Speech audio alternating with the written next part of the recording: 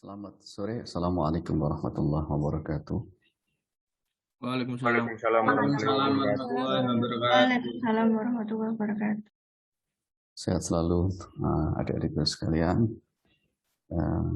Jumpa kembali di acara Perdata. Rekaman sudah saya input di Sister, jadi mungkin kalau kurang jelas bisa dipelajari kembali. PowerPoint juga sudah ada di Sister, sehingga nanti hal-hal yang belum ditanyakan nanti bisa dikonfirmasi kembali ke Bapak. Karena itu sebelum perkuliahan kita mulai, kita baca doa sesuai dengan agama dan keyakinan masing-masing. Berdoa dimulai.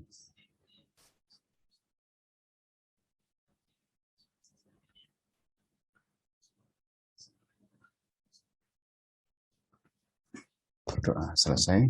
Terima kasih ya sekalian.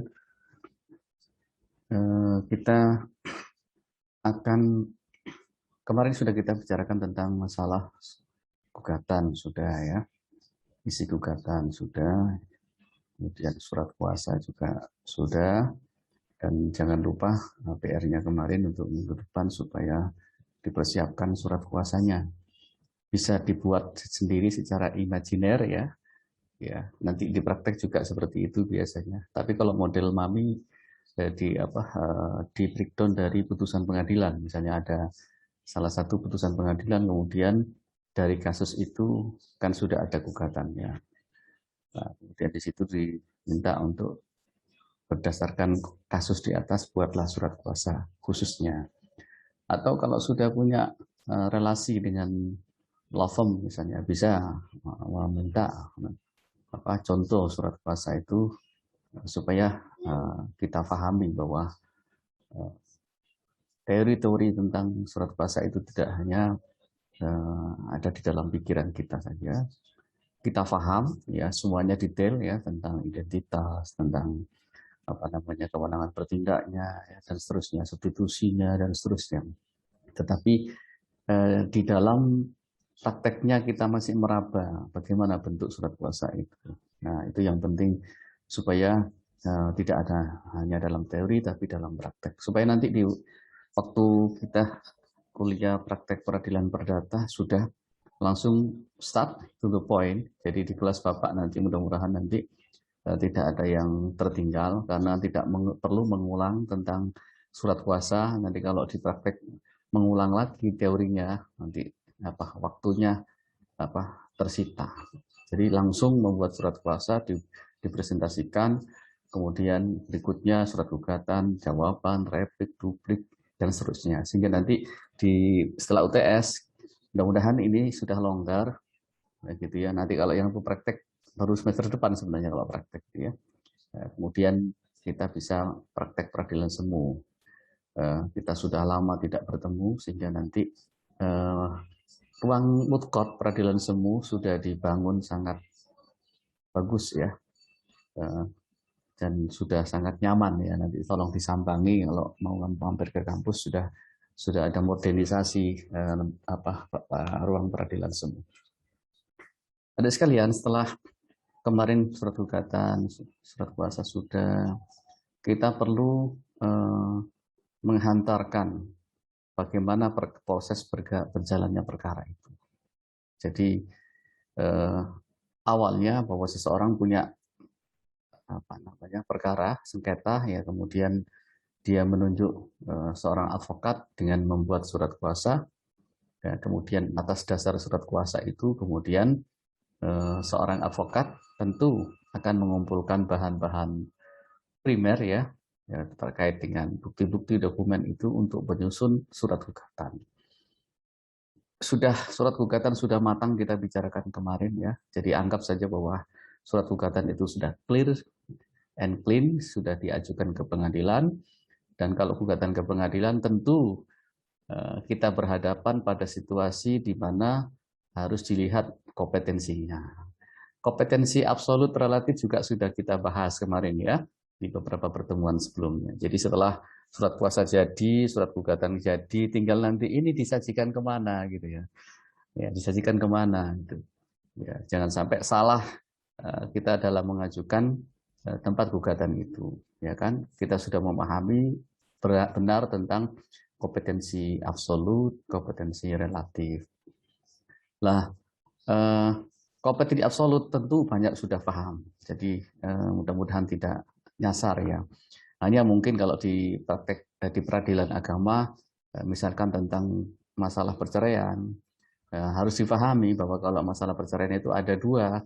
Yang pertama disebut cerai talak, ini sebagai introduksi saja, sebagai pengenalan supaya adik-adikku paham bahwa cerai talak itu adalah permohonan putusnya perceraian yang dilakukan oleh suami, namanya cerai talak. Jadi perihal gugatannya nanti itu bukan gugatan tapi permohonan, beda loh ya ciri khasnya nanti. Ciri khasnya di PA dengan di PN berbeda, khusus untuk persoalan perceraian, persoalan putusnya perkawinan. Nanti judulnya adalah permohonan talak, gitu. Nah, nanti kalau ternyata istri yang melakukan gugatan perceraian, maka judulnya adalah cerai gugat. Jadi cerai gugat itu diajukan oleh istri, cerai talak itu diajukan oleh suami. Tentu berbeda penyebutannya. Kalau permohonan, suami disebut pemohon, ya istri disebut termohon. Tetapi kalau di dalam cerai gugat yang diajukan istri, maka suami disebut tergugat, istri disebut penggugat. Tetapi di PN, untuk masalah perkawinan, cerai, sama ya kedudukannya, baik yang diajukan oleh suami maupun istri, sama-sama posisi kedudukannya adalah penggugat dan tergugat. Siapapun yang menggugat disebut penggugat, yang tergugat disebut istri disebut tergugat. Jadi itu yang membedakan itu. Jadi kita sudah paham. Nah, soal kompetensi relatif kemarin sebenarnya kan kita sudah bicarakan ya. Coba kita review sedikit yang kemarin terkait dengan kompetensi relatifnya.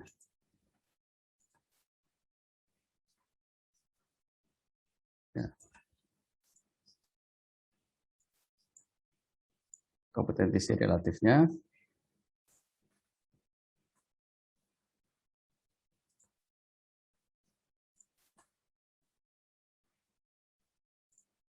Ya. Kemarin kita bicarakan gugatan itu diajukan kemana, ya kan? Ya, kemana gugatan itu diajukan. Kita kemarin sudah membahas bahwa prinsip utama adalah aktor squitur forum rei, ya kan? Jadi gugatan itu diajukan di mana di pengadilan di mana tempat tinggal tergugat. Ini sudah ada slide yang sudah Bapak kirimkan di sister ya, tentang gugatan itu, tapi ada satu penambahan tadi Bapak yang belum masuk terkait dengan posisi yang ketiga ini. Ya. Yang kedua, apabila tergugat lebih dari satu, maka tergugat lebih dari satu dan tempat tinggalnya berbeda, maka dipilih di pengadilan salah satu dari tempat tinggal tergugat. Dipilih yang menguntungkan. Jadi kalau misalnya ada keparalelan ya, ada keparalelan pihak-pihak misalkan yang digugat lebih dari satu, ya, tapi kedudukan tergugat itu setara misalnya, ya, sama-sama sebagai tergugat, hanya nanti penyebutannya ada tergugat satu, tergugat dua dan seterusnya ya, ya itu bisa masuk di salah satu pengadilan di mana salah satu tergugat berada.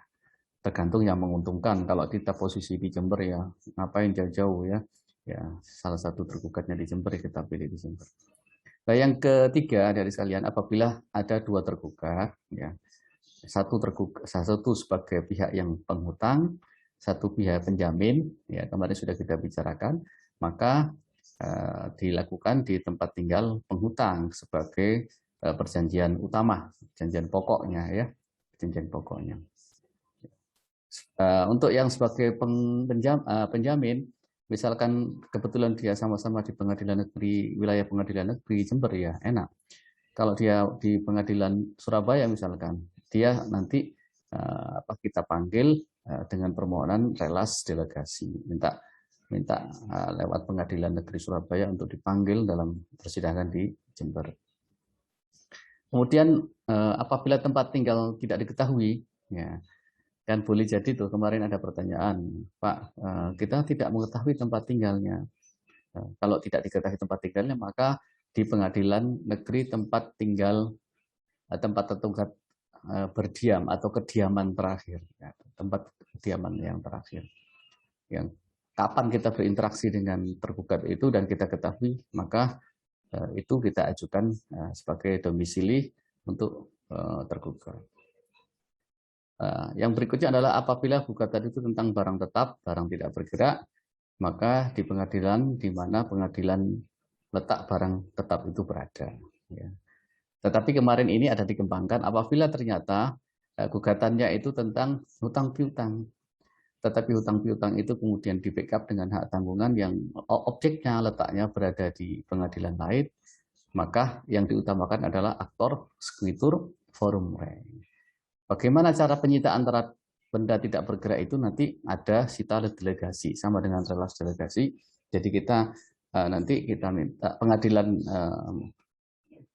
pemeriksa perkara itu akan memohon kepada pengadilan di mana benda tidak bergerak itu berada untuk memohon kepada pengadilan tempat benda tidak bergerak itu berada untuk melakukan sita dan seterusnya.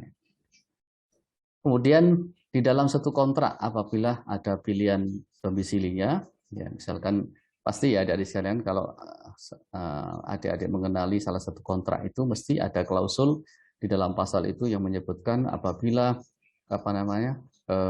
terjadi sengketa maka akan diselesaikan dengan cara musyawarah mufakat, ya dengan cara musyawarah mufakat. Apabila musyawarah mufakat tidak tercapai maka penyelesaian ditempuh dengan jalur sesuai dengan undang-undang yang berlaku dengan mengambil domisili tetap pada Kepanitraan Pengadilan Negeri Jember misalnya begitu. Jadi nanti kalau sudah ditentukan domisili hukumnya maka tidak ada pilihan lain kecuali Pengadilan Negeri Jember. Ini juga berlaku sebagai catatan tambahan di sini adik sekalian, jika berlaku untuk pilihan forum, ya pilihan domisili juga berlaku untuk pilihan forum. Apa itu pilihan forum itu? Ya, jadi di sini itu kalau seandainya di dalam kontrak itu tadi kan memilih pengadilan sebagai domisili, hanya yang dipilih adalah Pengadilan Negeri Jember. Ada forum yang dipilih di luar pengadilan tentang misalnya arbitrase, ya, bahwa biasanya arbitrase itu adalah untuk sengketa-sengketa perdagangan, sengketa-sengketa perdagangan, sehingga nanti kalau seperti itu maka tidak ada pilihan lain kalau terjadi sengketa harus mau tidak mau diajukan di arbitrase yang dipilih, tidak boleh diajukan selain dari yang dipilih. Jadi istilahnya governing law, ya istilahnya gitu choice of law atau choice of forum itu dua-duanya ya. Jadi choice of forum, forumnya pengadilan atau di luar pengadilan gitu. Jadi sesuatu yang dipilih itu yang harus dilaksanakan. Ini prinsipnya apa? Menjunjung tinggi prinsip kebebasan berkontrak.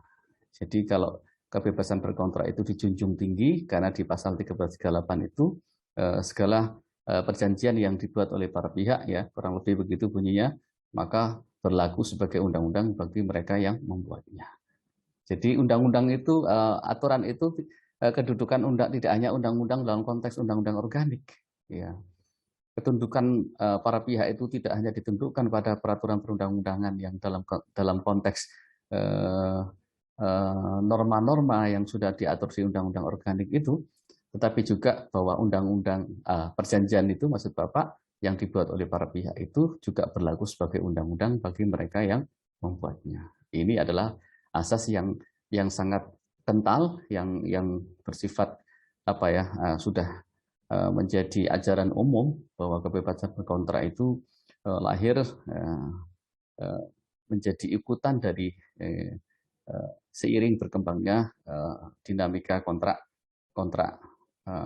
yang dulu ada asas-asas yang mengiringi seperti asas pacta sunt servanda, asas gute true ya, atas asas itikat baik, ya, asas konsensualisme dan seterusnya.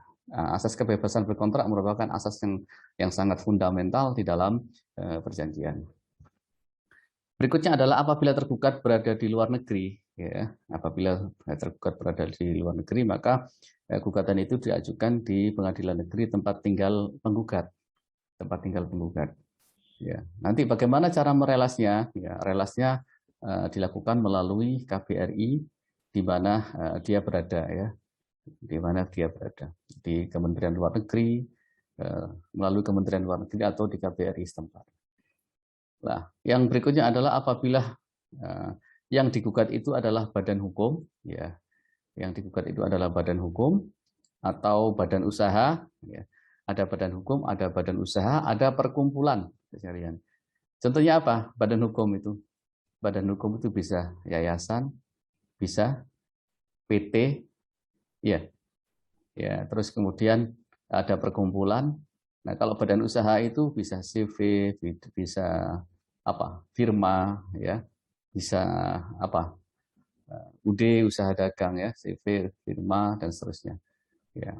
Nah, itu diajukan di tempat kedudukan badan hukum itu. Ya. Ada satu lagi yang belum Bapak ini lupa, yang mumpung ingat ya, bahwa misalkan kalau ada bagaimana Pak kalau misalkan konteks ini dulu kita membicarakan badan hukum, misalnya BRI misalkan atau bank, masa kita harus di aktenya bank itu kedudukan hukumnya di Jakarta Pak, sementara sengketa kita ada di Jember. Nah kalau seperti itu tidak memandang badan hukumnya, tapi memandang di mana ada perwakilan di situ, ada perwakilan atau sengketa yang langsung berhubungan dengan bank yang bersangkutan. Tapi cara adresat untuk menggugat itu harus yang pusat dulu. Misalnya begini, yang digugat adalah PT Bank BRI Jember misalkan, gitu, cabang Jember. Yang digugat adalah PT Bank BRI CQ Bank Rakyat Indonesia cabang Jember. Jadi atasnya dulu, ya sama dengan ketika kita menggugat pemerintah, ya kita menggugat pemerintah dalam konteks keperdataan misalkan, ya misalnya kalau sengketa tentang lahan, satu contoh ini saya ada di Jember itu lahan tentang kasus di SMA SMP 3 ya di Tanggul itu ya. Di situ disebut yang digugat adalah Menteri Pendidikan Nasional itu, kemudian Kanwil Pendidikan Provinsi Jatim, kemudian Dinas Pendidikan Kabupaten begitu. Jadi CQ-CQ-nya itu meruntut pada seperti itu ya. Nah, kalau ada badan hukum yang luar negeri, ya badan hukum luar negeri, kita ajukan gugatan itu di tempat apa namanya perwakilan badan hukum itu di Indonesia. Jadi tidak harus menggugat di luar negeri. Kalau menggugat di luar negeri, waduh biayanya berapa itu ya? Ya seperti itu ya dari sekalian. Ini bisa dipahami karena ini azas ya, karena ini jangan sampai kita tidak bisa membedakan karakter-karakter ini untuk kompetensi relatif ini ya, bisa dipahami semua ya, bisa disamakan semua. Ada yang ditanyakan terkait ini domisili relatif, kompetensi relatif, silakan.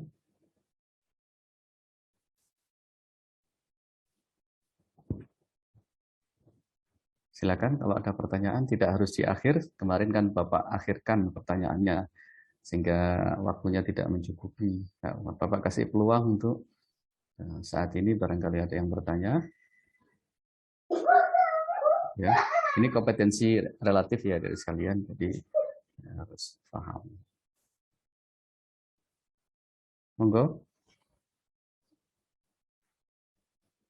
Mas Yusuf Ardana, ada pertanyaan, Mas? Bapak. Belum. Mbak Ajeng. Pak izin bertanya, Pak. Siapa ini? Mas siapa ini? Maulana Alif. Mas Maulana, silakan Mas. Mas Maulana. Kan zaman sekarang itu banyak kayak rental mobil itu, Pak ya. Nah, itu kan biasanya ada salah satu orang yang dia itu dipercaya untuk mencari konsumen gitu, Pak. Mencari konsumen buat rental mobilnya itu, Pak. Nah, ternyata pas mobilnya itu disewa sama orang melalui penanggung jawab ini, Pak. Mobilnya itu digadaikan sama si ini, Pak, sama si pemakainya itu, Pak. Nah, itu gugatannya itu ditujukan kepada si penggadai apa penanggung jawabnya ya, Pak? Terima kasih, Pak.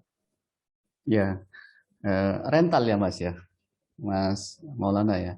Iya Betul. Pak, rental. Ya, kalau rental itu sebenarnya kan tujuannya kan hanya untuk digunakan sendiri kan begitu kan peruntukannya kan. Eh, Banyak kasus-kasus seperti itu Mas. Jadi kita rental, modusnya seperti itu kemudian digadaikan ulang. Itu sudah melanggar hukum. Karena prinsip rental adalah perjanjian sewa. Jadi tidak untuk melakukan gadaian kepada pihak ketiga yang lainnya, tidak.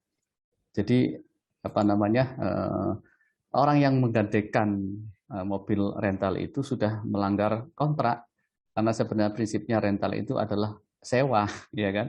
Ya, sewanya adalah ada batas waktunya kapan, ya. Ya, kecuali misalkan sewanya itu ada hak-hak khusus, misalkan diatur bahwa pihak penyewa dapat menyewakan kepada pihak lain, misalnya begitu dikasih klausul begitu. Nah, tapi kalau disewakan kepada pihak lain kan berbeda dengan istilah gaden. Kalau gadai berarti sudah menggunakan apa namanya perbuatan hukum lain karena itu hak kebendaan gadai itu. Jadi seolah-olah dia menggadaikan untuk menarik keuntungan dari pihak lain mendapatkan uang. Padahal tujuan rental kan bukan seperti itu. Ya Mas Maulana ya. Jadi itu sudah melanggar kontrak. Nah, kalau sudah seperti itu bisa dia disomasi terlebih dahulu sebelum diajukan di pengadilan. Ya. Tapi kemudian kalau itu kemudian dikembalikan kerugiannya, misalkan tuntutan kita apa? Mungkin kita tidak perlu mempersoalkan sampai ke pengadilan, tapi kita menuntut pertanggungjawaban dari parental itu, ya penanggung jawabnya mungkin juga ikut tergugat juga. Artinya kenapa dia juga ada punya tanggung jawab karena dia apa namanya yang diberi serai tanggung jawab untuk itu secara tidak hati-hati. Jadi tanggung renteng. Misalkan tadi kalau ternyata yang pemilik rental mobil itu mobilnya sampai hilang, tanggung jawabnya ya mungkin ya tanggung renteng gitu. Tapi sebenarnya nanti tingkat kesalahannya mungkin kalau si penanggung jawab tadi nggak tahu Pak, kita sebenarnya prosedurnya sudah betul, kita rental. Ya, tetapi orang yang merental ini ternyata menyalahgunakan apa kepentingannya dengan cara menggadaikan. Nah, seperti itu dia ada alasan pemaaf untuk terhindar dari tanggung jawab kerugian pemilik rental. Itu Mas Maulana nggih. Ya, pertanyaan yang bagus. Monggo silakan yang lain. Barangkali ada pertanyaan lagi? Kalau tidak, nanti sambil jalan ya, sambil jalan bisa disiapkan pertanyaan. Mbak Jerry? Iya, Ya, mau bertanya. ya. Kalau misalnya yang dituntut itu negara, Pak, terus yang mewakili negara dalam pengadilan itu siapa, Pak? Ya, kalau yang dituntut negara bisa apa organ negara itu yang ditunjuk. Misalkan begini, misalkan Pemkab, ya, pemerintah kabupaten itu digugat, bisa menunjuk kabag hukumnya sebagai apa namanya perwakilan dari pemerintah, atau bisa menunjuk langsung advokat, ya, jadi advokat ditunjuk untuk apa dikuasakan, ya, sebagai wakil pemerintah, atau ada lagi model seperti jaksa pengacara negara, Mbak Jerry. Jadi kita punya instrumen namanya jaksa pengacara negara. Itu biasanya jaksa pengacara negara itu masuk dalam divisi perdata dan tata usaha negara. Jadi di kejaksaan itu ada namanya kepala seksi perdata dan tata usaha negara atau disebut sebagai Kasidatun. Nah, ada juga namanya kepala seksi intelijen atau Kasintel. Ada juga kepala seksi tindak pidana umum atau disebut Kasipidum. Ada juga kepala seksi tindak pidana khusus atau Kasipidsus, ya. Kasipidsus biasanya yang ngurusi masalah-masalah korupsi gitu ya.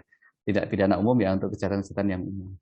Lah yang Kasidatun itu urusannya adalah nanti kalau diberi, tapi harus ada MOU Mbak Jerry ya, ada MOU antara Pemkab yang setempat untuk MOU dengan kejaksaan negeri setempat untuk perkara-perkara keperdataan ya. Istilah keperdataan loh ya, bukan publik lah ya. Karena perdata dan tata usaha negara ya, Datun. Bisa bukan pidana ya. Karena kalau pidana sudah ranahnya jaksa dalam konteks sebagai pejabat publik sendiri, mandiri. ya, melaksanakan peran negara dalam acara pidana ya. Tapi kalau dalam konteks datun dia bisa, misalnya sebagai pengacara negara. Jadi ada 3 model ya Mbak. Jadi saya ulang, bisa menunjuk perangkat atau apa namanya bagian dari OPD perangkat daerah itu, misalnya bagian hukum, bisa ditunjuk ditugasi oleh bupati untuk mewakili bupati bersidang. Atau yang kedua, bisa menunjuk advokat profesional untuk dan atas nama Pemkab mewakili kepentingannya di pengadilan. Atau model ketiga bisa menggunakan jaksa pengacara negara tadi, yang biasanya teman-teman di kejaksaan itu ada seksi perdata dan tata usaha negara. Begitu nggih, Mbak Jerry. Terima kasih. Ini juga termasuk mau nambah wawasan ya. Mungkin selama ini saudara tidak tahu bahwa jaksa itu ada sebutan jaksa pengacara negara atau JPN, ya JPN atau jaksa pengacara negara. Ya. Terima kasih, Mbak Jerry. Yang lain barangkali ada?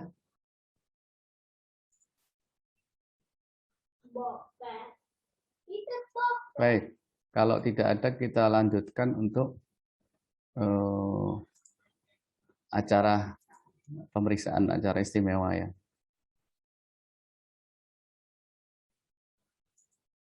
Nah, sebentar, keliru.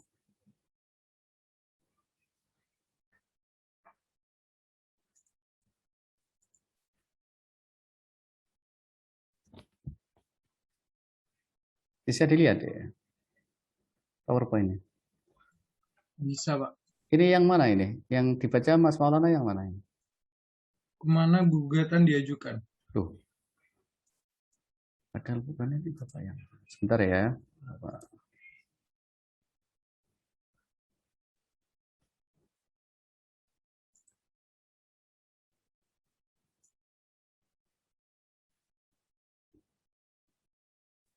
Masih ini ya. Oh ya, lanjutannya ya. Ya, betul. Di form ini rupanya Bapak gabung ini. Kemarin sebenarnya masuk di materi gugatan ya, tapi Bapak untuk mengingatkan Bapak copy paste di sini. Jadi sekalian kita sekarang sudah bicara terkait dengan pemeriksaan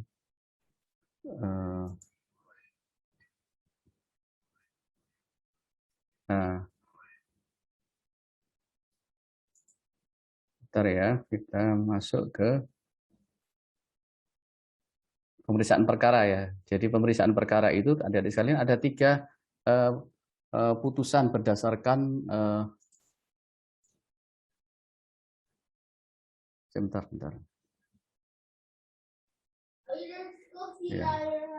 Ada pemeriksaan perkara yang bersifat putusan itu bersifat kontradiktoir, ada yang putusan verestek, ada yang putusan gugur. Ya. Ini terkait dengan kemarin yang sempat ditanyakan Pak Wanda kalau nggak salah ya.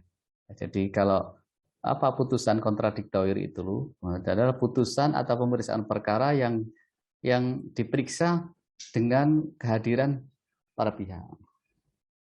Ya, berarti kalau kontradiktoir itu adalah pemeriksaan perkara yang normal ya. Yang normal ya.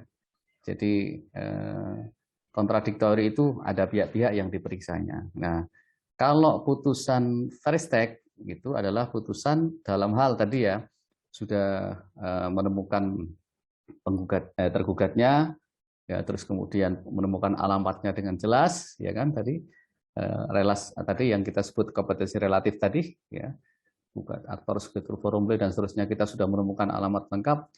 Kemudian pengadilan dalam posisi akan memanggil ya, jadi setelah pendaftaran dilakukan ya, di register perkaranya ada nomor perkaranya, kuasa hukum penggugat juga sudah mendaftarkan ke pengadilan, kemudian juga ada di registrasi surat kuasanya, kemudian di situ ketua akan menetapkan majelis hakim pemeriksa perkara. Setelah menetapkan hakim pemeriksa perkara, kemudian menetapkan hari sidang. Setelah menetapkan hari sidang, kemudian dilakukan relas panggilan. Ya, relas panggilan itu biasanya yang menyampaikan adalah namanya jurusita. Nama petugas yang memanggil sidang itu adalah jurusita. Nah, ini tentu berbeda dengan kalau kita melakukan sidang secara e-litigation. Itu ada namanya e-summons, e-summons. Nanti kita bicarakan dalam momentum sendiri. Ada e-court ya, adik-adik sekalian. Sekarang ada electronic court. Gugatan juga sudah mulai elektronik.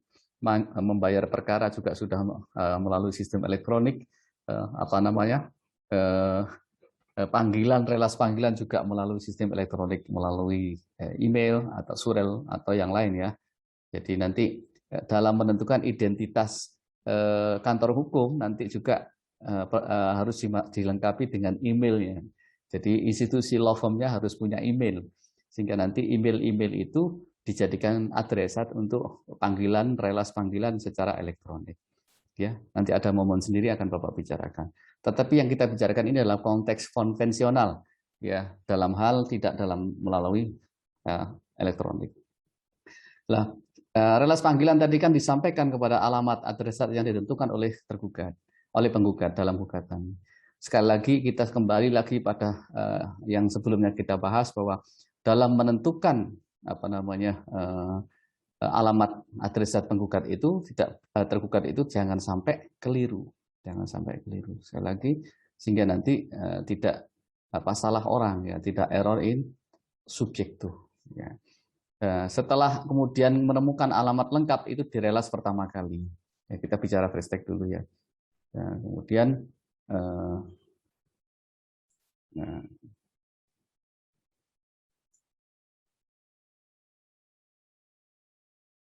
sebentar. Ya. Ini diatur di pasal 125 HIR. Jadi setelah dipanggil pertama, ya Bapak kemarin mengilustrasi ya, dipanggil pertama dia datang.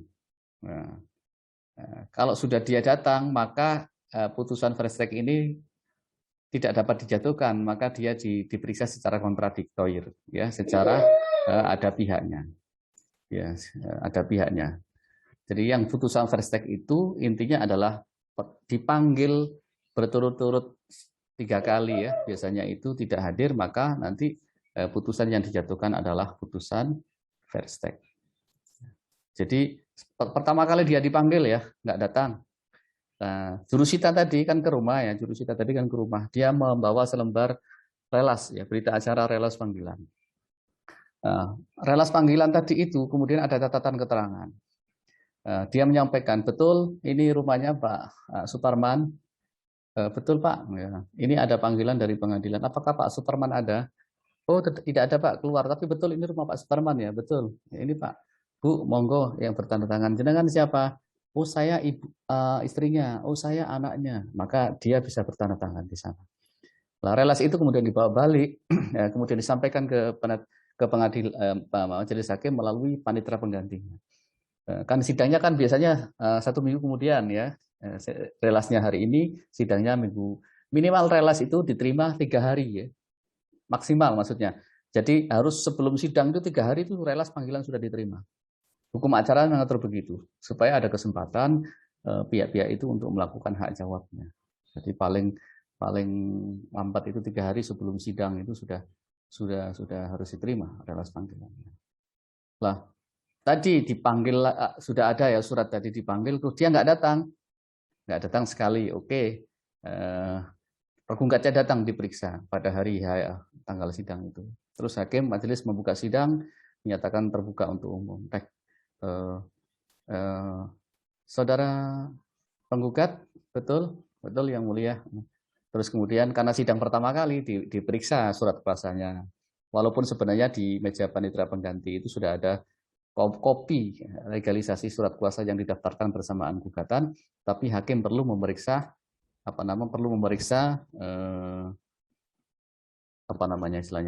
surat gugatan, surat kuasanya. Nah, kemudian ini tergugat tidak hadir ya.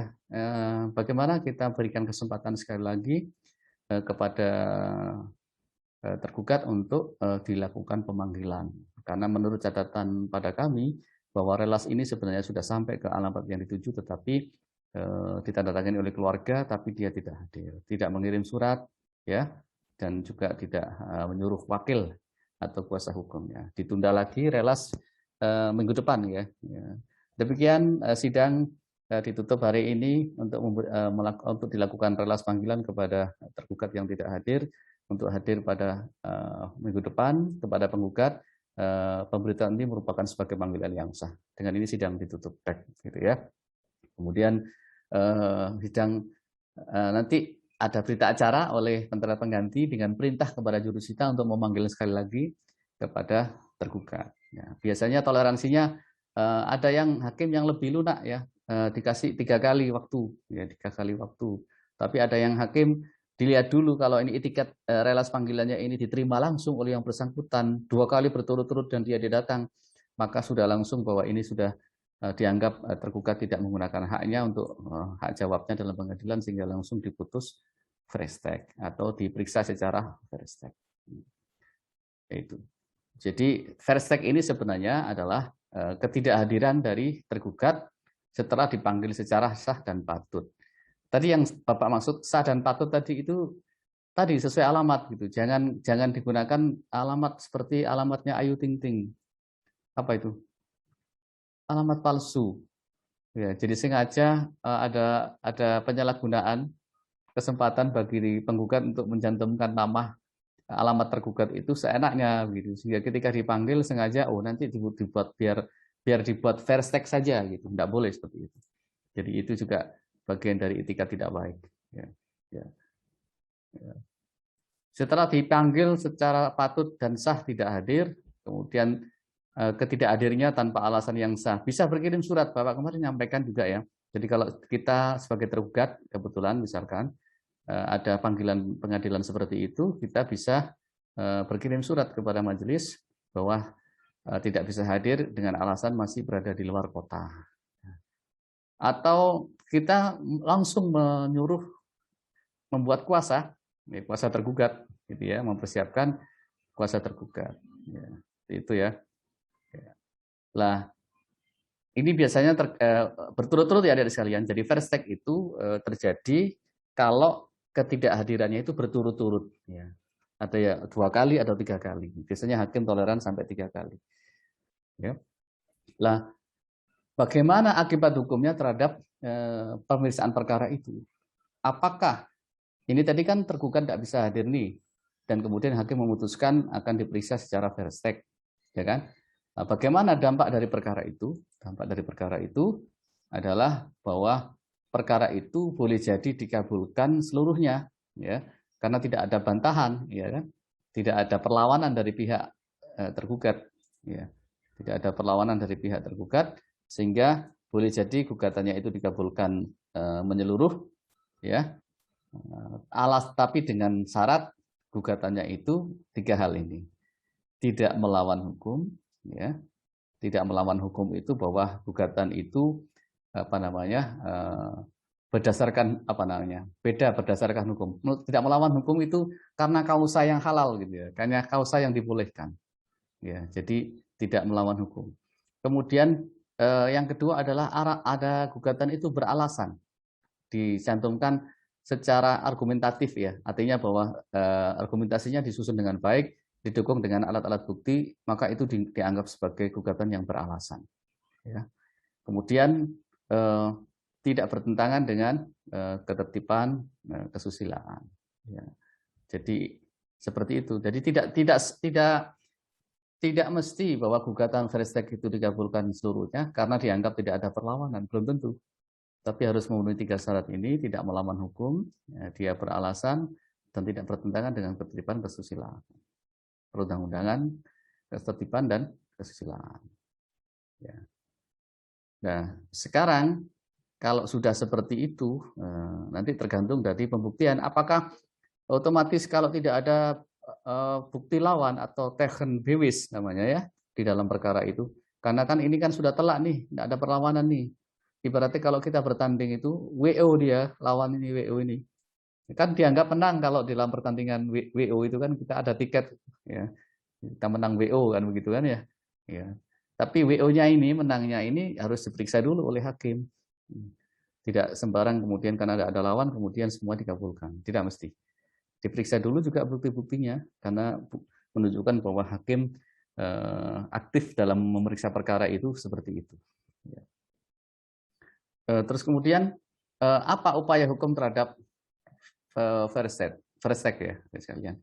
Jadi upaya hukum terhadap Verstek itu adalah verset, namanya verset. Ya, apa verset itu? Verset itu adalah perlawan terhadap putusan Verstek. Kapan waktunya? Adalah 14 hari. 14 hari setelah diputuskan atau diberitahukan, ya. Yang jelas misalkan hari ini diputus Verstek, ya. Verstek, kemudian hari besoknya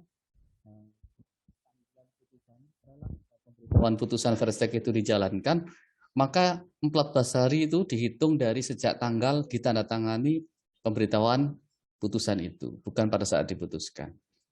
Ya, jadi verset atas Verstek itu bisa dilakukan dalam tempo 14 waktu 14 hari sejak pemberitahuan putusan itu diterima, bukan pada saat putusan dijatuhkan. Ya. Apa yang diminta dalam verset itu? Di situ kedudukannya adalah bahwa tergugat, ya, awalnya sebagai sebagai tergugat itu dia berposisi sebagai pelawan. Artinya apa? Tergugat itu melawan putusan Verstek. Dia mohon disebut sebagai pelawan yang baik.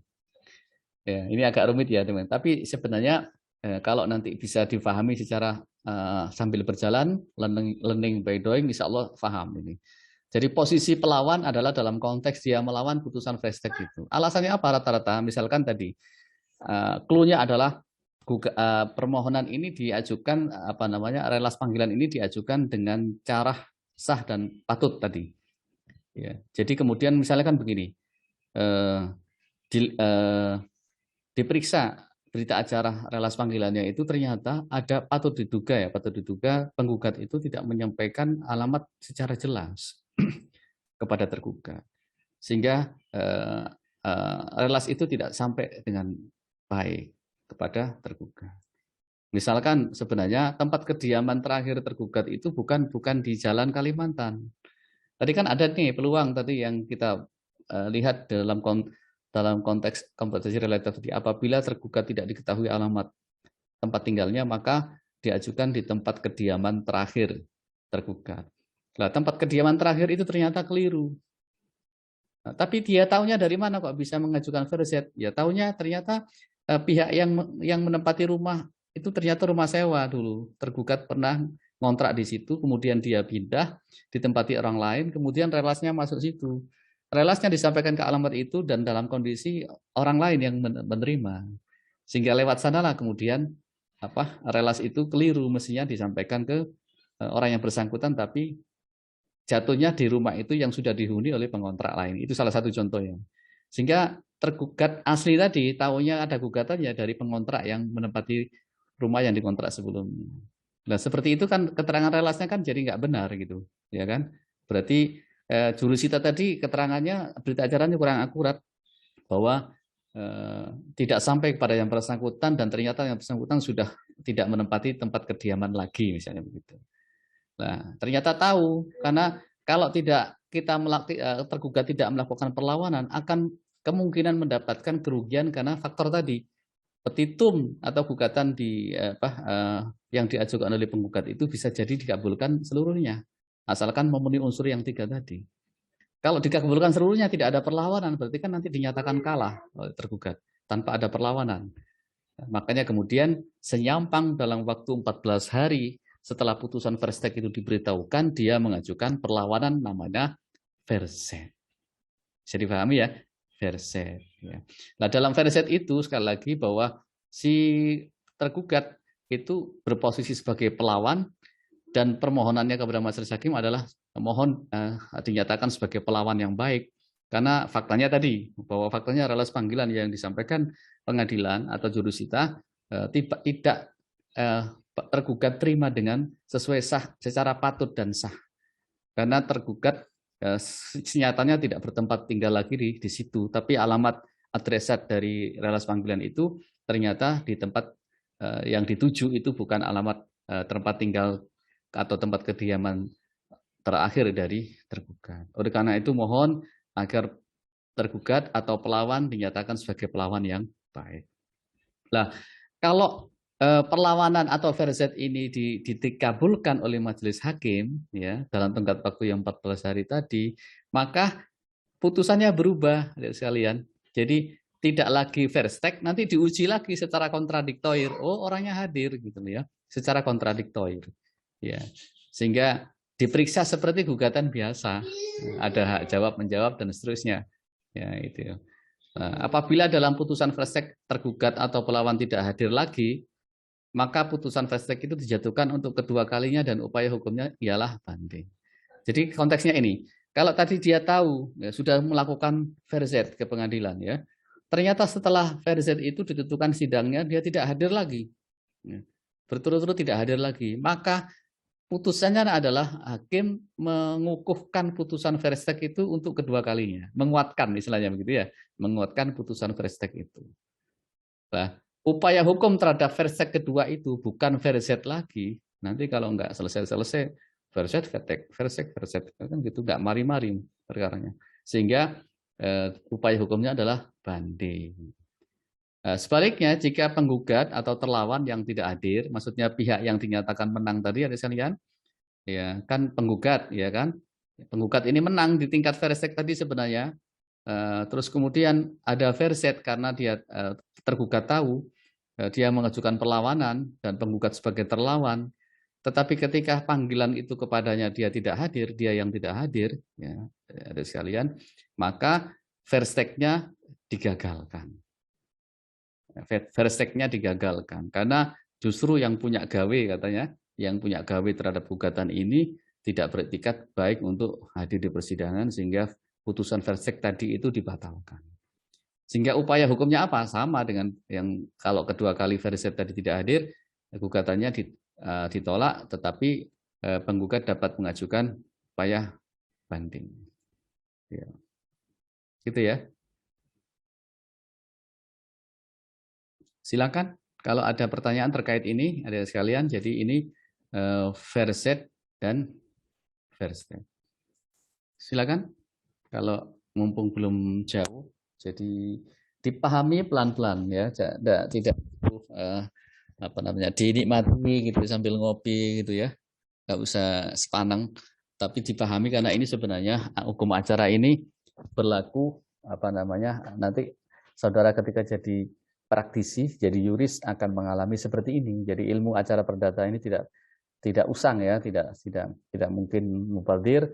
Nanti Anda jadi hakim, Anda jadi advokat, ya, Anda jadi apa namanya JPU, maksud saya JPN, ya JPN yang tadi yang Mbak Jerry sampaikan tadi bisa memahami hukum acara dengan baik. Silakan. Saya Pak, izin bertanya. Sinten, siapa ini? Ajeng Pak. Mbak Ajeng, silakan Mbak Ajeng. Mana Mbak Ajeng? Ini Pak, mohon tolong diulang Pak untuk yang tadi, yang materi terakhir, upaya hukum terhadap verstek kan ada verzet, setelah itu kan perlawanan. Setelah itu dapat dilakukan sejak 14 hari dari laporan verstek diterima, terus permohonan sebagai perlawan yang baik, setelah itu Pak, ada langkah apa? Oh ya, jadi tadi kan begini, dalam waktu 14 hari diberitahukan putusan verzet itu kan tergugat sebagai pelawan mengajukan perlawanan dalam bentuk verzet kan gitu kan. Lah nanti kan akan seperti posisi akan direlas lagi Mbak Ajeng, nanti direlas lagi atas perkara verzet itu. Kemungkinan ada dua, yang tidak hadir siapa? Kalau yang tidak hadir itu adalah pelawan atau verzet, orang yang mengajukan perlawanan, maka verzet itu dikukuhkan kembali, dikuatkan kembali oleh majelis.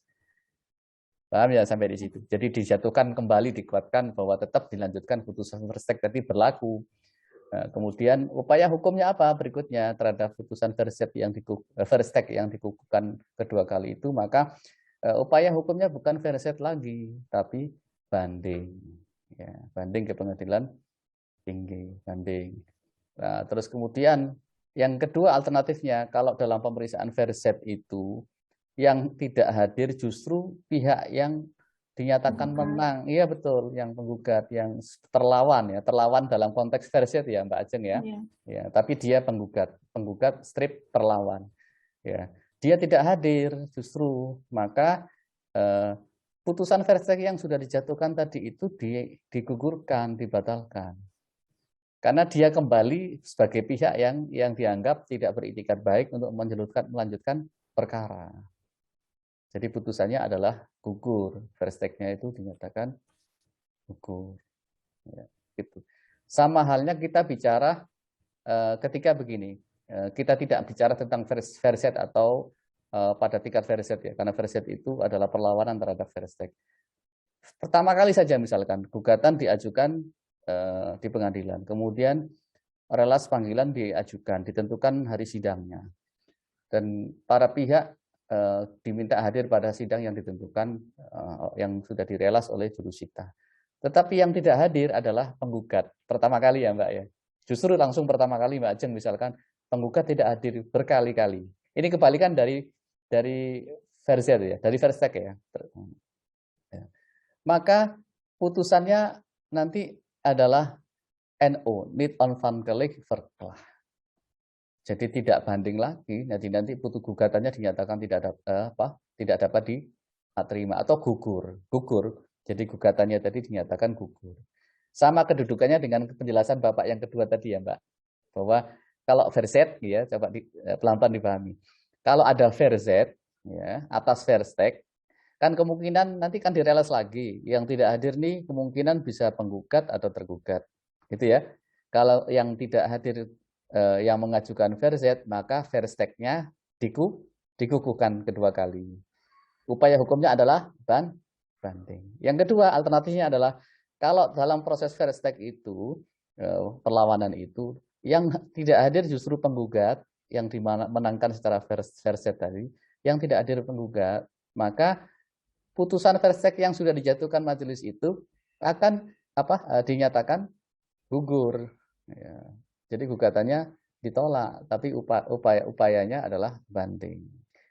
Nah, ada juga versi yang Bapak sebut terakhir tadi, sebenarnya tidak melalui verset atau verstek, tetapi pertama kali sidang itu penggugat sudah tidak hadir lebih dulu, dan 2 kali berturut-turut, maka hakim harus menjatuhkan putusan bahwa gugatan ini dinyatakan tidak dapat diterima atau niet onvankelijk verklaar. Niet onvankelijk verklaar. Catatnya gimana ya? Niet onvankelijk verklaar. Van Kelije pakai G ya, pakai J. Bapak keliru. Van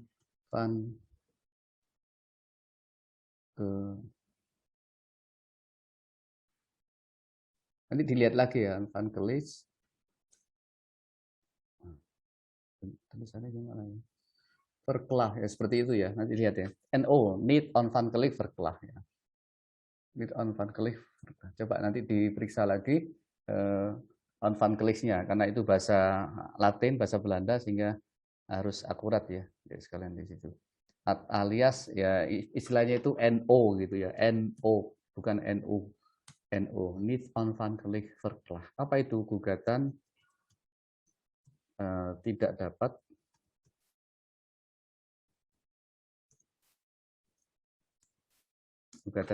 diterima. Ya, terima kasih Mbak Ajeng. Ada yang bertanya lagi? Ada di sekalian? Mungkin Bapak meneruskan pertanyaannya Ajeng tadi. Ini kalau tadi kan menjelaskan kalau yang tidak dalam verset terhadap verstek, kalau yang nggak hadir itu tergugat atau penggugat. Nah, kalau yang nggak hadir dua-duanya, Bapak? Ya berarti tidak bisa diperiksa. Ya lebih cenderung ke gugatan tidak dapat diterima. Artinya memang tidak ada siapapun dianggap tidak melakukan, nanti dipanggil terus lagi. Kalau begitu nanti hakim tidak perlu memutuskan perkara itu, Mbak. Tidak sampai memutuskan perkara, tapi dideponir namanya. Dideponir. Jadi perkaranya itu nanti dideponir dari register perkara. Jadi anggap tidak ada perkara, tidak ada pemeriksaan. Pertanyaan yang bagus Mbak Jerry. Jadi kemungkinan itu bisa terjadi. Jadi ya apa namanya, kan ada batasan waktu supaya hakim memeriksa peradilan yang cepat dan sederhana kan begitu kan. Dipanggil nggak datang. Ini serius apa enggak sih begitu. Nah, gitu. Kalau yang menggugat tidak hadir ya gugatan tidak dapat diterima. Ya, kalau itu sudah apa namanya.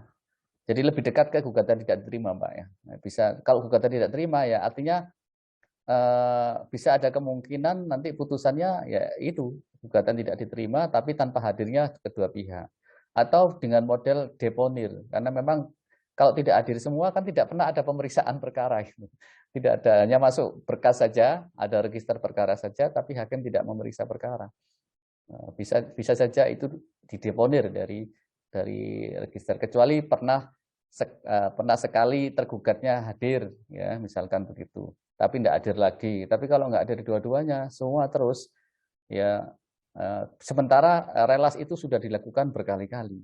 Maka seperti itu, ini jarang terjadi Mbak Jerry, jarang terjadi seperti itu. Pertanyaan Mbak Jerry jeli dan bagus. Bagaimana kemungkinan kalau semuanya nggak datang? Bisa ada kemungkinan seperti itu. Ya kalau seperti itu tidak pernah ada pemeriksaan, maka ya hakim hanya melihat berkas berkas yang jalan relasnya 3 kali lebih tidak ada ya nanti bisa diputuskan tidak dapat diterima atau dideponir perkaranya tapi seperti itu bisa diajukan gugatan baru Mbak ya bisa diajukan gugatan baru lagi dengan perkara yang baru dengan panjar perkara lagi dengan bayar lagi gitu. Itu Mbak Jerry, terima kasih pertanyaannya. Monggo yang lain. Saya izin bertanya, Pak. Mas Bayu, monggo silakan. Ya. Jika di suatu persidangan ini yang penggugat ini mengajukan banding, Pak, supaya banding hukum dan kemudian yang tergugat juga mengajukan verzet ini, Pak. Yang didahulukan yang mana dulu, Pak? Sama majelis hakim, Pak. Terima kasih. Maksud Mas Bayu gimana? Dalam posisi apa? Jika Verzet. Posisi penggugat ini sudah menang gitu, Pak. Tapi kan nggak semuanya permohonan itu dikabulkan sama majelis hakim gitu Pak. Nah, kemudian penggugat ini mengajukan upaya banding gitu Pak. Nah, di pihak tergugat ini kan merasa dirugikan gitu Pak. Dan dia mengajukan verzet gitu Pak. Nah, yang didahulukan itu yang mana Pak? Antara upaya banding sama verzet ini Pak? Kalau biasanya masih menunggu Mas bandingnya pihak penggugat. Kalau misalnya gugatannya dikabulkan seluruhnya itu melihat batas waktunya tadi masih 14 hari. Ya, kan apa namanya tadi menunggu dulu ya misalkan begini, diputus verstek ya, diputus verstek kan dihitung 14 hari. Kalau sudah lewat 14 hari, hak untuk mengajukan verset hilang. Ya, tapi betul pertanyaan Mas Bayu, boleh jadi dalam proses sama-sama 14 hari itu, tapi tentu berbeda Mas. Kalau 14 hari hitungan dari si verstek dalam konteks dia tidak sepakat dengan putusan verstek, kan dia hadir nih penggugat, ya kan? Maka hitungannya adalah 14 hari sejak putusan, Mas Bayu. Jadi sejak putusan dibacakan. Tetapi 14 hari verzet tadi dihitung sejak tanggal diberitahukan. Beda, Mas. Beda. Tapi kalkulasi Mas Bayu betul boleh jadi misalnya meskipun 14 hari putusan verstek itu dijatuhkan, kemudian ternyata kalau begitu misalkan begini. Sekarang tanggal berapa? Biar mudah. Tanggal berapa? Bapak dibantu. Tanggal 9 September, Bapak. Tanggal 9. Hari ini diputuskan plus 14 hari. Paling lambat kapan itu? 9 tambah 4 apa? Tanggal 15 berapa? 20? 28. Ayo matematikanya. 15 tambah 9. 28, Pak. 24, Pak. 24, Pak. 24. Ayo matematikanya. Ya 24 ya. Sekarang diputus tanggal 9. Ini untuk verstek. Berarti tenggat waktu mengajukan banding atas putusan verstek itu, Mas Bayu mohon dicatat, paling lambat adalah tanggal 24 September, ya kan? Itu batasan bagi penggugat yang tidak puas atas putusan Verstek. Nah, sekarang kita ukur 14 hari dari verset bagi tergugat itu adalah sejak tanggal diberitahukan. Biasanya berjalannya relas panggilan atas putusan itu bisa 1 minggu kira-kira sampainya ke lapangan. Itu paling lambat lah. Kalau itu pun domisilinya berada di sama yurisdiksi yang sama di Jember. Misalkan begini, hari ini diputus. Nah, nanti kan jurusita itu akan menjalankan pekerjaannya memberikan relas panggilan itu misalkan sampainya 1 minggu kemudian. Berarti 9 plus 7 ya, berapa? 15 ya.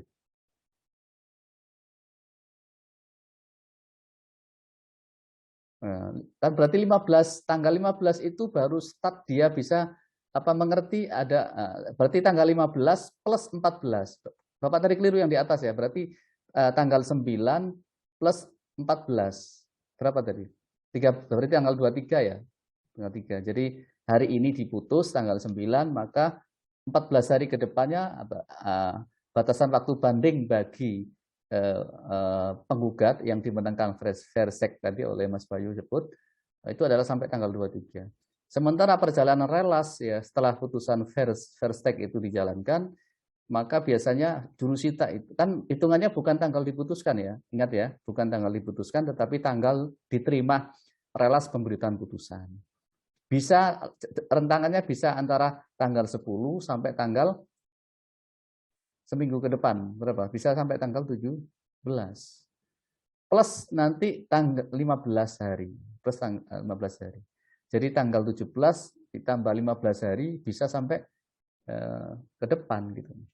Nah, bisa jadi kemungkinannya dua-duanya mana? Ya bisa diperiksa bersama-sama. Ya Mas Bayu, kemungkinannya bisa diperiksa bersama. Kalau ternyata banding yang lebih dulu diajukan, ya maka diperiksa bersama-sama dengan perkara bandingnya. Ya. Tapi biasanya karena seperti itu jarang sih kalau putusan Verstek itu kemudian kecuali misalnya Versteknya tidak dikabulkan seluruhnya itu merugikan.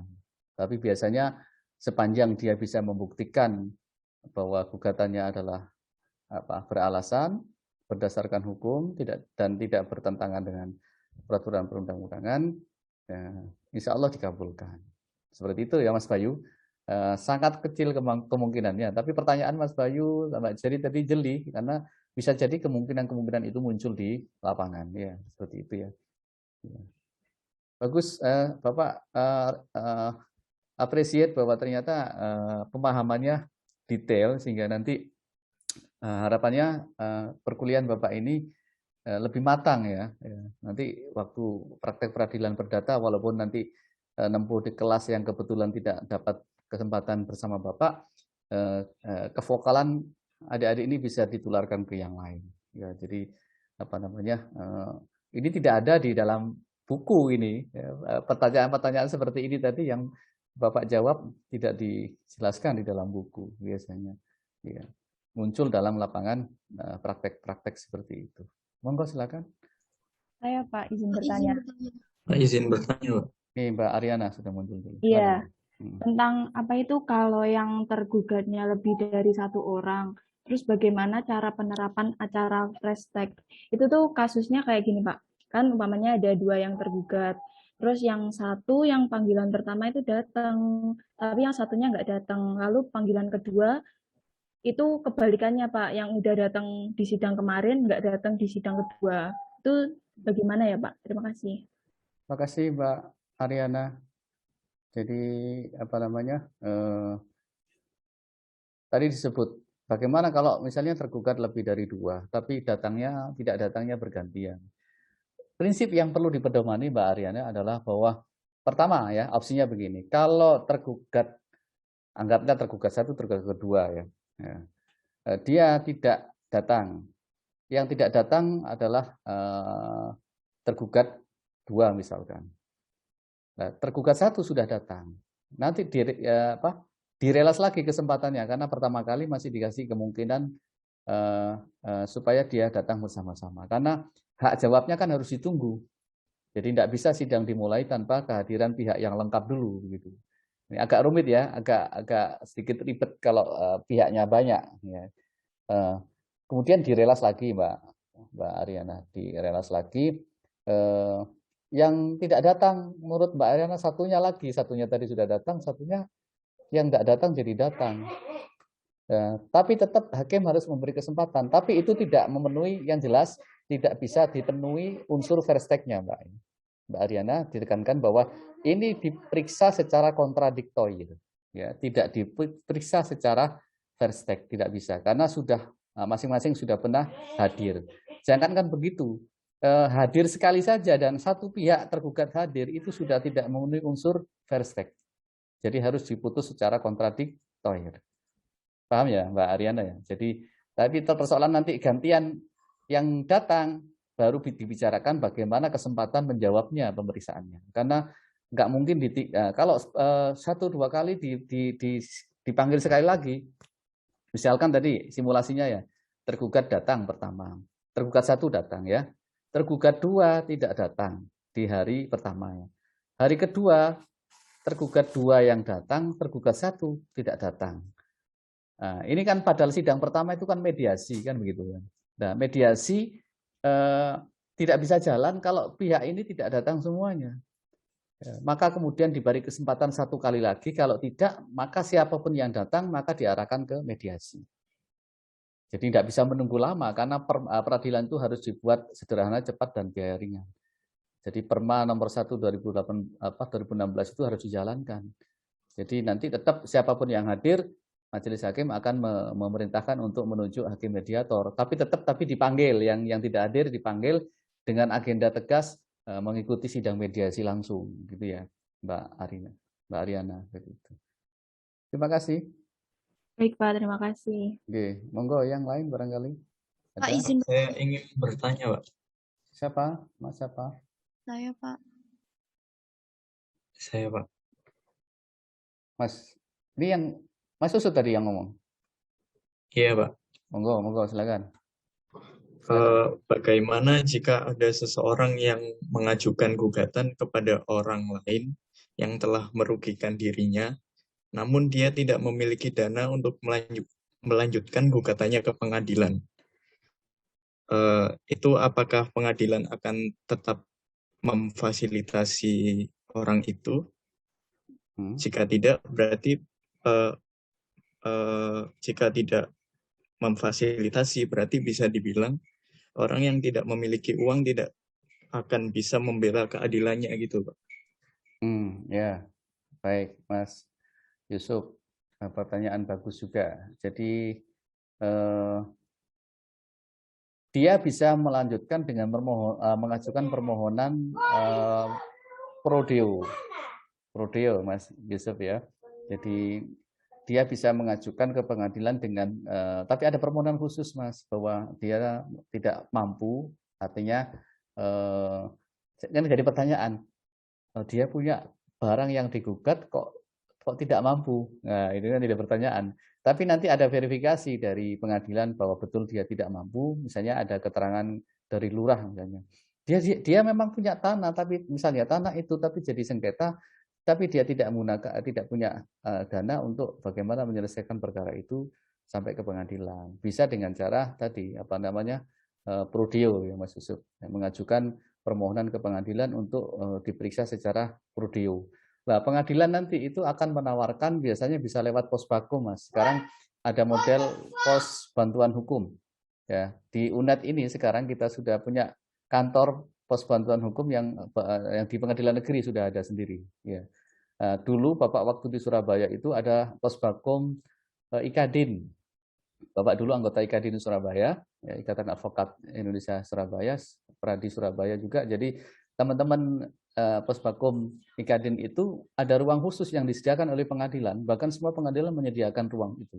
Nanti masuk ke sana akan didampingi advokat secara prodeo. Nah, seperti itu Mas Yusuf. Jadi bisa nanti jadi lewat beliau-beliau, lewat para aktivis yang peduli pada masyarakat bawah untuk membela kepentingan pihak-pihak yang bersengketa tapi dia secara ekonomi tidak mempunyai biaya. Itu Mas Yusuf ya. Terima kasih Ya, Mas Bapak. Yusuf. Terima kasih. Ya, sama-sama. Monggo, yang lain. Bapak izin bertanya. Iya, Bapak. Siapa? Saya, Sebut Pak. Mbak Yunita.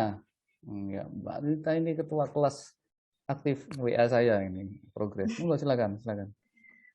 Begini Bapak, terkait dengan putusan Verstek, apabila di tengah proses putusan itu tergugat itu meninggal dunia Bapak, itu bagaimana putusannya? Atau langsung ke putusan kontradiktoir atau masih dalam putusan Verstek dengan dikuasakan ke penguasa hukum? Yang tadi yang meninggal siapa? Tergugat Bapak. Tergugat. Ya. Dalam perkara keperdataan, Mbak Yunita, biasanya itu tidak menghapuskan hubungan keperdataan itu tidak hapus karena dia meninggal. Maka bisa diteruskan kepada ahli warisnya. Jadi nanti perkaranya itu karena tergugat meninggal, ya dalam proses jalan nanti hakim akan menetapkan kepada ahli waris bahwa ada gugatan ini perlu untuk dilakukan tindak lanjut atau disikapi, gitu ya. Kalau ternyata tidak, ya, tapi nanti akan problemnya adalah pihak-pihak yang dalam gugatan itu akan berubah, ya akan berubah. Ya. Boleh jadi nanti akan disuruh memperbaiki gugatannya. Ya. Jadi karena tergugat meninggal, ya. Contoh misalnya kalau di pidana orang yang tadi dalam proses jalan dipidana orangnya meninggal, ya selesai di SP3 karena meninggal, ya kan, dihentikan perkaranya. Tapi untuk perkara perdata tidak berhenti sampai di situ, tetapi harus dirubah pihaknya karena yang meninggal pihak yang prinsipal dari tergugat aslinya meninggal, maka yang digugat adalah ahli warisnya. Ya Mbak Yunita, jadi ahli warisnya. Jadi nanti yang agak problem rumit ini yang belum diatur adalah ketika di tengah jalan sudah jawab jinawab, ya. Ya, tapi nanti kalau ada kuasa hukum enak. Kalau misalnya sudah berjalan sudah ada kuasa hukum, Mbak Yunita, ya tinggal kuasa hukumnya berkoordinasi dengan pihak keluarga ahli waris. Nah, perkara ini tetap dilanjutkan karena itu kalaupun meninggalnya tergugat itu tidak menghilangkan kewajiban untuk melakukan kewajiban kepada pihak tergugat kalau andekan itu misalnya hutang piutang. Ya. Kan di acara kematian kan begitu. Bapak Ibu yang sudah terima kasih atas kerawan panjenengan menyaksikan almarhum bapak saya ke alam kubur. Mudah-mudahan husnul khotimah, mohon dimaafkan segala dosa-dosanya. Bagi Bapak Ibu yang punya tanggungan hutang piutang kepada almarhum, silakan berhubungan dengan pihak keluarga. Begitu ya Mbak Yunita. Kalau itu sebenarnya bahwa tidak bisa dihilangkan dengan meninggalnya seseorang, hak keperdataan itu melekat dan bisa diwariskan. Sebaliknya, kalau punya piutang sama Mbak. Kalau misalkan tergugat tadi meninggal tapi punya piutang, bukan hutang loh. Kalau hutang kan minus. Kalau piutang kan dia sebenarnya uangnya dia ada di orang kan gitu. Itu namanya piutang. Sama kalau dia meninggal juga ahli warisnya berhak untuk menagih piutangnya itu. Menagih uang yang ada di orang lain itu, seperti itu ya. Itu Mbak Yunit ya. Jadi perkaranya tetap jalan. Kalau dia ternyata tidak tidak pakai kuasa, maka pengadilan akan memberikan pemberitahuan sehubungan dengan gugatan ini, ada gugatan dari pihak ini, mohon ahli waris untuk melanjutkan perkara ini di persidangan. Atau kalau ada kuasa hukum, tinggal nanti berkoordinasi kuasa hukum, surat kuasanya dirubah sehubungan telah meninggal, maka perkara ini diteruskan oleh ahli waris, bla bla bla bla, dan tetap menguasakan perkaranya kepada advokat sebagaimana tersebut di bawah ini. Seperti itu. Iya Pak Yunita, terima kasih. Ada yang perlu dikonfirmasi lagi? Permisi Bapak. Monggo Pak Wanda. Saya kurang paham Bapak. Sama kasusnya gini Bapak. Tergugat itu awalnya setelah relasi panggilan 3 kali itu tidak hadir, kemudian dijatuhkan putusan Verstek, kemudian dia tahu setelah 14 hari sejak putusan itu diberitahukan. dia mengajukan verset Bapak. Kemudian sidang dilanjutkan. Terus kemudian yang setelah sidang dilanjutkan, giliran si penggugat yang tidak hadir Bapak. Apakah nanti putusan hakim itu mengukuhkan verstek tadi karena si tergugat tidak hadir yang awalnya, atau dipertimbangkan lagi karena si penggugat juga tidak hadir pas sidang berikutnya Bapak? Terima kasih. Oke, Mbak Wanda. Jadi memang tadi yang ditanya Mbak Ariana tadi ya, saya menjelaskan itu. Jadi begini, kalau 14 hari secara diputus verstek 3 kali dipanggil tidak hadir, ya, tidak hadir. Kemudian relas atas putusan verstek ini, berarti kan diputus verstek, nih verstek. Verstek kemudian diberitahukan kepada pihak tergugat, ya. Kemudian batas waktu mengajukan verset itu adalah 14 hari sejak diterima relas itu, bukan sejak verstek dijatuhkan. Nah, 14 hari sejak di relas panggilan itu disampaikan kepada yang bersangkutan, punya hak dalam waktu 14 hari mengajukan verset, ya kan, verset. Oke, sudah verset. Berarti kalau sudah verset, hitungan misalkan hari ke-1 dia sudah tahu, ya verset itu diajukan di hari itu, gitu. Harus. Nah, setelah itu kan di relas nih lagi untuk pemeriksaan verset kan, itu penggugat yang dinyatakan menang melalui verstek dari dipanggil, tergugat yang melakukan perlawanan verset juga dipanggil. Nah, kan ada kedua kemungkinan nih yang hadir ini. Nah, kalau yang tidak hadir itu adalah penggugat yang dinyatakan menang verstek tadi, tidak hadir lagi, dipanggil berkali-kali nggak hadir, maka putusan versteknya ini dinyatakan gugur. Berarti kan dari awal dia tidak ibaratnya dia tidak mempunyai, tidak menggunakan haknya untuk menggugat, dinyatakan gugatannya gugur. Kalau yang tidak hadir di dalam pemeriksaan verset itu tergugatnya berkali-kali misalkan begitu, nggak hadir juga, maka putusan verstek tadi itu dikukuhkan lagi dalam putusan lanjutan. Jadi diputuskan lagi verstek. Verstek kan dijatuhkan 2 kali. Atau nama lain adalah dikukuhkan kembali, dikuatkan. Tadi kan sebenarnya putusan verstek itu ketika diberitahukan kepada tergugat dan tergugat tahu, itu sebenarnya putusan verstek itu dalam kondisi status quo. Putusan verstek itu status quo. Ini nanti dikukuhkan atau dibatalkan tergantung dari kehadiran pihak. Gitu. Nanti kalau ternyata pihak tergugatnya hadir, penggugatnya hadir, berarti putusan verstek ini gagal. Maksudnya bukan tidak lagi berkedudukan sebagai putusan verstek, tapi diputus secara kontradiktoir, diperiksa seperti perkara biasa. Paham ya Mbak Wanda? Coba Bapak ingin tahu yang tidak paham di sisi mananya? Di sisi mananya? Gini Bapak, kalau sama yang nggak hadir tuh gantian gitu Bapak. Gantian, tapi pernah hadir dalam kesempatan 2-3 kali? Kedua-duanya pernah hadir, cuma yang nggak hadir gantian gitu. Itu bagaimana ya Bapak? Tetap kontradiktoir. Karena prinsipnya kehadiran sekali itu dihitung sebagai sebuah kehadiran. Yang dimaksud di sini adalah kehadiran tidak berturut-turut, tidak hadiran berturut-turut. Itu akan menyebabkan perkara ini tergantung. Tapi kalau dalam konteks berturut-turutnya itu pertama kali, yang pertama kali itu tergugat, maka tetap verstek ya kan. Tapi kalau yang pertama kali tidak hadir berturut-turut, berarti penggugat, berarti putusannya bukan verstek atau kontradiktoir, tapi nanti gugatan dinyatakan tidak dapat diterima.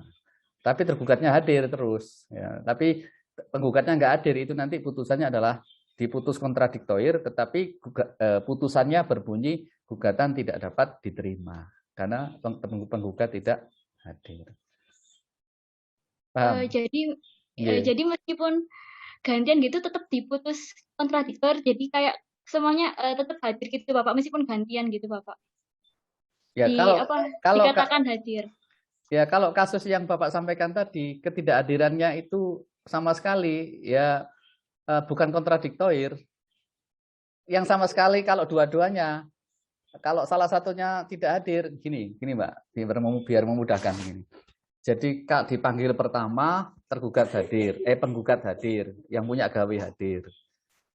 Terus kemudian tergugat tidak hadir berturut-turut, ya, 3 kali berturut-turut. Nanti putusannya akan verstek, ya, akan verstek, ya, karena verstek itu adalah artinya adalah putusan yang dijatuhkan atas ketidakhadiran tergugat, itu verstek. Nah, verstek batas waktunya adalah 14 hari untuk mengajukan hak bagi tergugat yang diputus verstek tadi. 14 hari mengajukan verset, 14 hari sejak putusan diberitahukan. Nah, dalam proses jalan ini ternyata tadi kembali alternatifnya, kalau ternyata tergugat tidak hadir lagi berturut-turut, nah, maka versteknya dikukuhkan lagi, versetnya dikesampingkan. Jadi dia nggak serius mengajukan verset, gitu loh. Versteknya dikukuhkan lagi. Alternatif pertama ya. Alternatif kedua, yang tidak hadir justru penggugat. Ketika ada verset, dia nggak hadir berkali-kali. Walaupun dia pertama kali dia diputus verstek itu dia hadir, mesti hadir penggugat. Tapi dalam konteks pertama kali loh ya Mbak ya. Ya, tapi kalau ternyata dalam putusan verset ini, pemeriksaan verset perlawanan tergugat ini, penggugatnya yang tidak hadir berkali-kali dipanggil, maka versteknya dinyatakan gugur, digugurkan, ya gitu Mbak ya. Nah, itu kalau dalam konteks sudah pernah hadir. Kalau tidak pernah hadir sama sekali di kesempatan pertama penggugatnya 3 kali, berarti bukan verstek tapi diputus NO tadi, need on van gelijk verklaar. Kalau tergugatnya hadir, penggugatnya tidak hadir berturut-turut, kebalikan dari verset, maka gugatannya dinyatakan diperiksa secara kontradiktor, ya, tetapi tidak diputus verstek, tapi diputus NO, gugatan tidak dapat diterima. Need on van gelijk verklaar. Ya, kira-kira yang mana dalam posisi yang masih membingungkan ya? Ya memang pelik. Pelik memang dulu Bapak memahami ini gimana toh? Ini. Tapi sama yang tanya Mas Bayu tadi. Dua-duanya banding bagaimana Pak? Itu ada kemungkinan seperti itu. Tapi hukum acara tidak pernah buntu karena hakim akan selalu punya solusi bagaimana pemeriksaan perkara itu bisa berjalan dan terurai. Oke, Wanda, terima kasih pertanyaannya. Monggo, ada yang ditanyakan lagi?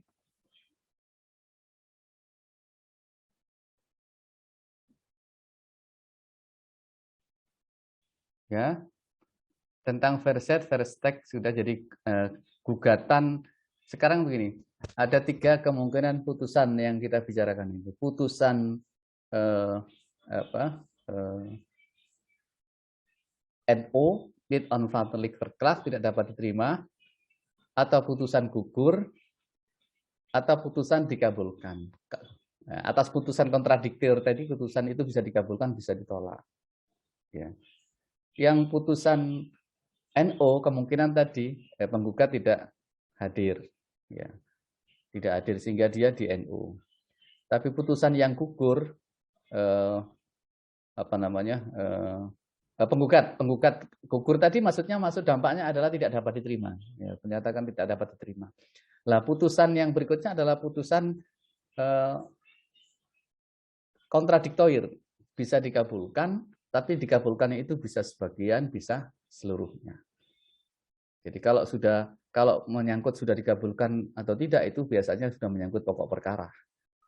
Jadi tadi belum tentu yang diperiksa itu semua petitumnya dikabulkan, boleh jadi dikabulkan sebagian, boleh jadi sebagian tidak dikabulkan.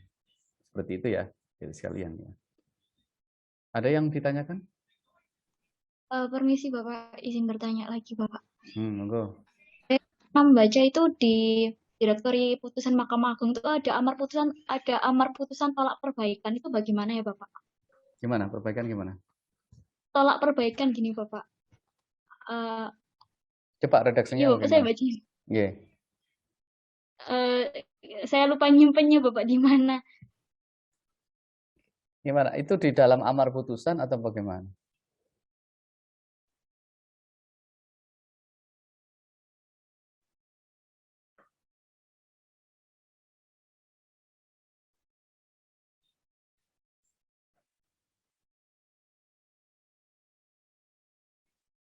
Bisa ketemu, Mbak Wanda? Saya cuma nyimpan screenshotnya saja, Bapak. Jadi itu kayak ada nomor itunya, nomor apanya sih? Nomor putusan, terus tingkat proses kasasi gitu, Bapak ya, klasifikasi perdata khusus. Kemudian bawahnya itu ada anggota hakim, panitera, terus bawahnya itu ada amar, Bapak. Amar itu tulisannya tolak perbaikan gitu. Saya kurang paham tolak perbaikan itu bagaimana ya, Bapak? Oh, itu tidak di dalam putusan, Mbak. Itu apa namanya? Itu ada menu di dalam direktori putusannya, tapi tidak di dalam putusan. Jadi itu ikhtisar ya. Ikhtisar misalkan perkara ini pada tingkat banding antara para pihak ini, terus amarnya ini, gitu seperti itu. Jadi tapi putusannya itu ada di dalam petikan lampiran itu. Ada bentuk zip, ada bentuk PDF kan di situ sebelah kanan, diklik. Ya, itu biasanya hanya ikhtisar saja. Ikhtisar itu ibaratnya menu di dalam direktori putusan itu, isi dari putusan itu adalah tolak perbaikan. Jadi maksudnya begini, itu kan pada level kasasi toh. Biasanya kalau kasasi berarti yang diuji adalah putusan tingkat banding maupun tingkat pertama. Boleh jadi kalau tolak perbaikan berarti putusan tingkat banding yang dikoreksi. Maksudnya begini, putusan tingkat pertama, hakim pengadilan tingkat pertama itu memutus sesuatu X misalnya begitu. Tetapi putusan ini diperbaiki oleh putusan tingkat banding, bentuknya adalah seperti ini. Kemudian atas dasar putusan tingkat banding yang memperbaiki putusan tingkat pertama tadi, ada pihak yang dinyatakan kalah dan tingkat banding mengajukan kasasi. Nah, kasasinya dikabulkan oleh tingkat Mahkamah Agung, Majelis Kasasi, dengan amarnya adalah menolak perbaikan putusan tingkat kedua tadi. Artinya dikembalikan pada posisi putusan tingkat pertama. Biasanya seperti itu. Kalau saya mengetahui yang dimaksud Mbak Wanda, mungkin bisa lebih detail memberikan penjelasan. Tapi itu saya yakin itu adalah semacam kayak menu di dalam direktori, Mbak ya. Saya paham karena saya sering mampir di direktori putusan. Jadi misalnya putusan nomor sekian, pihaknya siapa, posisi banding atau kasasi, kemudian isi putusan menolak atau mengabulkan sebagian atau sebagainya. Gitu. Dan kalau pengen tahu lengkap ya ada di dalam putusannya, di dalam putusan majelis itu. Yang sebelah kanan itu kan bisa di-download itu ya, yang di anunya. Itu Mbak Wanda. Nanti ya, bisa Bapak. Masih Bapak tunggu. Terima kasih Untuk kejelasannya. Jadi supaya Bapak penjelasannya tidak salah sasaran ya, menjelaskannya keliru. Kalau pertanyaannya jelas yang dimaksud nanti insya Allah bisa diarahkan dengan baik. Terima kasih. Adik-adik sekalian, Bapak mohon izin sebentar lagi ada rapat jam 4. Jadi perkuliahan kita tadi sudah on time dan waktunya juga menjelang akhir. Bapak menyampaikan terima kasih atas ini yang Bapak harapkan begini kuliah itu ya. Jadi Bapak tidak ngecemas sendiri ya, tidak meniran sendiri, tapi kita saling berdiskusi. Saya yakin bahwa masih banyak pertanyaan-pertanyaan dari teman-teman lain yang pengen masuk bertanya tapi kesempatannya belum ada. Tolong disimpan di kesempatan-kesempatan berikut bisa bertanya lagi kepada Bapak. Saya sampaikan terima kasih atas perhatian dan waktunya. Mudah-mudahan ilmunya yang kita dapatkan hari ini bisa berkah dan manfaat. Oleh karena itu kita tutup dengan doa sesuai dengan agama keyakinan masing-masing. Untuk yang beragama Muslim kita tutup dengan bacaan hamdalah bersama-sama. Alhamdulillahirrahmanirrahim. Baik, terima kasih Bapak. Adik-adik sekalian, Bapak tutup ya. Terima kasih waktunya. Saya akhiri. Selamat sore. Assalamualaikum warahmatullahi wabarakatuh. Waalaikumsalam warahmatullahi wabarakatuh. Terima kasih Pak Ali. Sami-sami, adik-adik jaga diri semuanya.